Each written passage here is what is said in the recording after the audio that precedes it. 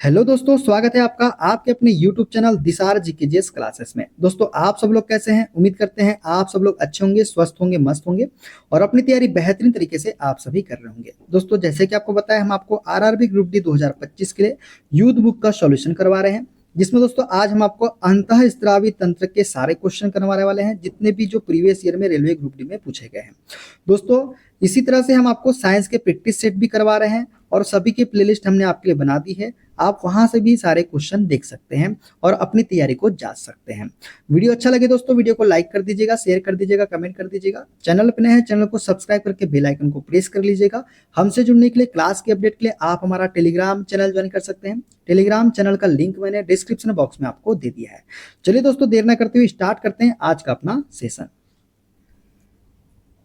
दोस्तों, आज हम पढ़ेंगे अंतःस्रावी तंत्र के सारे क्वेश्चन। देखते हैं पहला क्वेश्चन।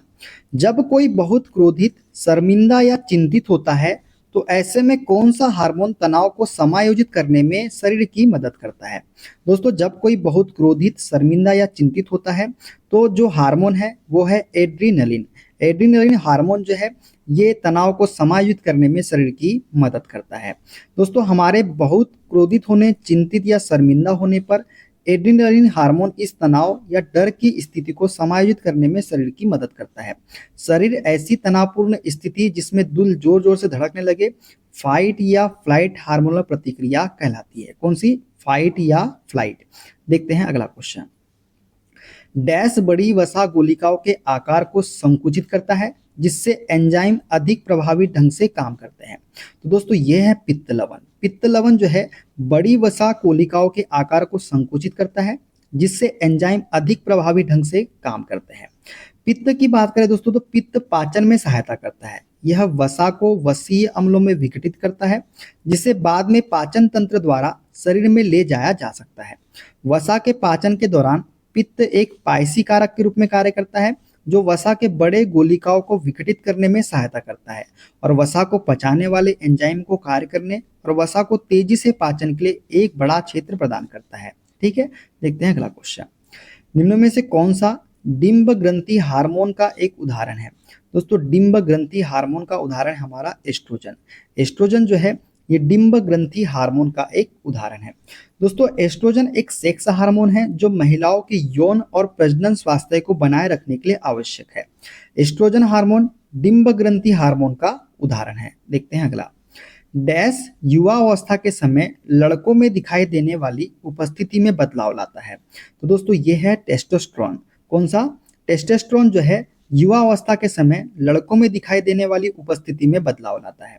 दोस्तों, टेस्टोस्टेरोन एक स्टेरॉइड हार्मोन है जो मुख्य रूप से पुरुषों के अंडकोश तथा एड्रिनल ग्लैंड में पाए जाते हैं। टेस्टोस्टेरोन का उच्च स्तर यौन क्रिया, प्रजनन संबंधी कार्यों, मांसपेशीय भार, बालों में वृद्धि, उत्तेजक और प्रतिस्पर्धी व्यवहार से संबंधित है।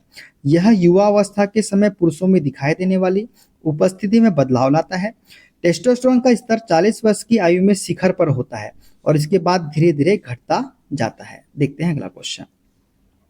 अंतःस्रावी ग्रंथियों को डैश भी कहा जाता है। दोस्तों, अंतःस्रावी ग्रंथियों को जो है वाहिनीहीन ग्रंथि भी कहा जाता है। क्या कहा जाता है? वाहिनीहीन ग्रंथि। दोस्तों, अंतःस्रावी ग्रंथियों में नलिकाएं नहीं होती जिससे वे नलिका विहीन ग्रंथियां कहलाती है। अंतःस्रावी ग्रंथियां और मानव शरीर के विभिन्न भागों में स्थित हार्मोन स्रावित करने वाली कोशिकाएं मिलकर अंतःस्रावी तंत्र का निर्माण करते हैं।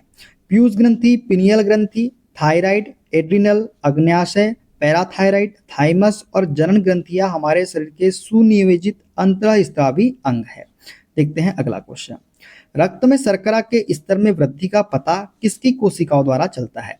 दोस्तों, रक्त में शर्करा के स्तर में वृद्धि का पता जो है ये किसके द्वारा चलता है? तो अग्न्याशय के द्वारा चलता है। किसके द्वारा? अग्न्याशय के द्वारा। देखते हैं अगला क्वेश्चन। जठर ग्रंथियों द्वारा स्रावित हाइड्रोक्लोरिक अम्ल डैश एंजाइम की क्रिया को आसान कर देता है। दोस्तों, जठर ग्रंथियों द्वारा स्रावित होता है हमारा हाइड्रोक्लोरिक अम्ल और ये जो है पेप्सिन एंजाइम की क्रिया को आसान कर देता है। दोस्तों, पाचन कार्य आमाशय की भित्ति में उपस्थित जठर ग्रंथियों के द्वारा संपन्न होते हैं। ये हाइड्रोक्लोरिक अम्ल एक प्रोटीन पाचक एंजाइम पेप्सिन तथा श्लेष्म का स्त्रावन करते हैं। हाइड्रोक्लोरिक अम्ल एक अम्लीय माध्यम तैयार करता है जो पेप्सिन एंजाइम की क्रिया में सहायक होता है। अमाशय में आने वाले भोजन अम्लीय होता है और अग्नाशयी एंजाइमों की क्रिया के लिए उसे क्षारीय बनाया जाता है। अग्नाशय अग्नाशयिक रस का स्त्रावन करता है जिससे प्रोटीन के पाचन के लिए ट्रिप्सिन एंजाइम होता है। जिसमें प्रोटीन के पाचन के लिए क्या होता है? ट्रिप्सिन एंजाइम होता है। देखते हैं अगला क्वेश्चन। निम्न में से कौन सा हार्मोन युवावस्था के समय लड़कों में दिखाई देने वाले उपस्थिति में बदलाव लाता है? तो ये है टेस्टोस्टेरोन। टेस्टोस्टेरोन जो है ये युवावस्था के समय लड़कों में दिखाई देने वाली उपस्थिति में बदलाव लाता है। ठीक है। टेस्टोस्टेरोन की बात करें दोस्तों तो एक पुरुष लिंग हार्मोन है जो यौन और प्रजनन विकास के लिए महत्वपूर्ण होता है। पुरुषों में टेस्टोस्टेरोन का उत्पादन मुख्य रूप से वृषण में होता है। मस्तिष्क के हाइपोथैलेमस और पिट्यूटरी ग्रंथि टेस्टोस्टेरोन उत्पादन को नियंत्रित करती है। टेस्टोस्टेरोन स्त्रावन के कारण ही युवावस्था के समय ही लड़कों में बदलाव दिखाई देते हैं, जैसे आवाज का भारी होना, ये सभी। देखते हैं अगला क्वेश्चन। यौनारंभ के दौरान स्वेद ग्रंथियों और वसा ग्रंथियों में स्राव बढ़ता है। इन ग्रंथियों से इस समय कौन सा तत्व स्रावित होता है? दोस्तों यौनारंभ के दौरान स्वेद ग्रंथियों और वसा ग्रंथियों में क्या होता है? स्राव बढ़ता है और इन ग्रंथियों से इस समय जो है स्वेद और तेल तत्व स्रावित होता है। कौन सा? स्वेद और तेल तत्व। दोस्तों यौनारंभ के दौरान स्वेद ग्रंथियां और वसा ग्रंथियों में स्राव बढ़ता है तो उस समय स्वेद और तेल तत्व स्रावित होता है। स्वेद ग्रंथि स्तनधारियों के त्वचा में स्थित होते हैं। यह छिद्र द्वारा बाहर खुलती है। इसका कुंडलित भाग पसीना या स्वेद स्रावित करता है तथा तेल ग्रंथि बालों की जड़ों एवं पुटिकाओं के पास पाई जाती है तथा इनका निर्माण रोम पुटिका की एपिथेलियम केवल अंतर्वलन से होता है। देखते हैं अगला क्वेश्चन। महिलाओं में मादा हार्मोन एस्ट्रोजन डैश द्वारा स्रावित होता है। दोस्तों महिलाओं में स्रावित होता है हार्मोन एस्ट्रोजन और कहाँ से स्रावित होता है? तो ये होता है अंडाशय के द्वारा। किसके द्वारा? अंडाशय के द्वारा स्रावित होता है हार्मोन एस्ट्रोजन। दोस्तों एस्ट्रोजन महिलाओं में प्रजनन और यौन विकास के लिए महत्वपूर्ण है, इसलिए इसे मादा लिंग हार्मोन कहा जाता है। एस्ट्रोजन महिलाओं के शारीरिक बदलाव में मुख्य भूमिका निभाता है, इसी वजह से इसे मादा विकास हार्मोन भी कहा जाता है। दोस्तों एस्ट्रोजन की वजह से महिलाओं में निम्न परिवर्तन देखे जाते हैं, जैसे लड़कियों की स्तनों का विकास होना, मासिक चक्र की शुरुआत होना, जननांगों में बालों की वृद्धि होना, ये सभी जो है एस्ट्रोजन की वजह से ही होता है। दोस्तों महिलाओं के शरीर में एस्ट्रोजन हार्मोन का उत्पादन मुख्य रूप से अंडाशय में होता है, साथ ही इसका उत्पादन एड्रिनल ग्लैंड द्वारा भी होता है तथा कुछ मात्रा में भ्रूण और प्लेसेंटा के द्वारा भी होता है। किसका उत्पादन? एस्ट्रोजन हार्मोन का उत्पादन। डैश एंजाइम नहीं है। तो दोस्तों कौन सा है जो एंजाइम नहीं है? तो इंसुलिन जो है ये एंजाइम नहीं है। पेप्सिन, एमाइलेज और लाइपेज जो है ये सभी क्या है? एंजाइम है। दोस्तों इंसुलिन जो है ये हार्मोन होता है जो अग्न्याशय ग्रंथि के बीटा कोशिका में बनती है, जो यकृत में ग्लूकोज को ग्लाइकोजन के रूप में संचय को प्रोत्साहित करता है एवं ऊतक कोशिकाओं द्वारा ग्लूकोज के उचित उपयोग को नियंत्रित करता है। कौन सा? इंसुलिन। देखते हैं अगला क्वेश्चन। थायरॉक्सिन के संश्लेषण के लिए डैश आवश्यक होता है। दोस्तों थायरॉक्सिन के संश्लेषण के लिए आवश्यक होता है आयोडीन। कौन सा? आयोडीन आवश्यक होता है थायरॉक्सिन के संश्लेषण के लिए। दोस्तों थायरॉक्सिन के संश्लेषण के लिए आयोडीन आवश्यक होता है। थायरॉक्सिन प्राथमिक हार्मोन है जिसे थायराइड ग्रंथि द्वारा स्रावित किया जाता है।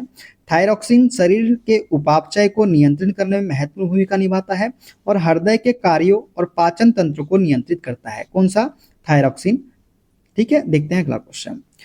पुरोहस्थ ग्रंथि से होने वाला स्राव डैश में प्रवेश करता है। दोस्तों पुरोहस्थ ग्रंथि से होने वाला स्राव जो है ये मूत्र मार्ग में प्रवेश करता है। किसमें? मूत्र मार्ग में। पुरोहस्थ या पौरुष ग्रंथि केवल पुरुषों में पाई जाने वाली एक छोटी ग्रंथि है जो लिंग और मूत्राशय के बीच में होती है। पुरोहस्थ ग्रंथि से होने वाला स्राव मूत्र मार्ग में प्रवेश करता है। देखते हैं अगला क्वेश्चन। वृषण में से कौन सा हार्मोन मुक्त किया जाता है? दोस्तों वृषण में से कौन सा हार्मोन मुक्त किया जाता है? तो टेस्टोस्टेरोन जो है ये मुक्त किया जाता है वृषण में से। दोस्तों वृषण टेस्टस की बात करें तो स्रावित होने वाले हार्मोन टेस्टोस्टेरोन है। टेस्टोस्टेरोन एंड्रोजन समूह का स्टेरॉइड हार्मोन है जो पुरुषों के अंडकोश से स्रावित होता है। यह पुरुषों में यौन लक्षणों का विकास करने में सहायक होता है। कौन सा हार्मोन? Testosterone hormone. देखते हैं अगला क्वेश्चन। टेस्टोस्टेरोन जो एक नर सेक्स हार्मोन है डैश में संश्लेषित होता है, तो ये होता है वृषण में। देखते हैं अगला। डैश ग्रंथि को मास्टर ग्रंथि के नाम से भी जाना जाता है। तो दोस्तों पिट्यूटरी ग्रंथि को जो है मास्टर ग्रंथि के नाम से भी जाना जाता है। पीयूष ग्रंथि को मास्टर ग्रंथि के नाम से भी जाना जाता है।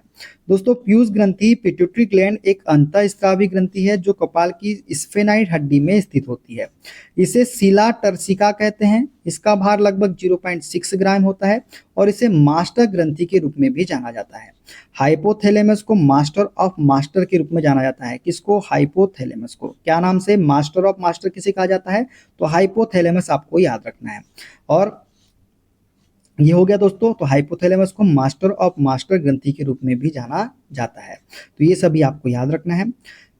दोस्तों ये थे आज के सारे क्वेश्चन। वीडियो कैसा लगा कमेंट बॉक्स में जरूर बताइएगा। अगला टॉपिक हम पढ़ेंगे दोस्तों प्रजनन तंत्र के बारे में। ठीक है, अच्छा लगे वीडियो दोस्तों तो वीडियो को लाइक कर दीजिए, शेयर कर दीजिए, कमेंट कर दीजिए। चैनल पे नए हैं चैनल को सब्सक्राइब कर लीजिए। मिलते हैं अगले वीडियो में। अपना ख्याल रखिए। Okay, bye bye, take care.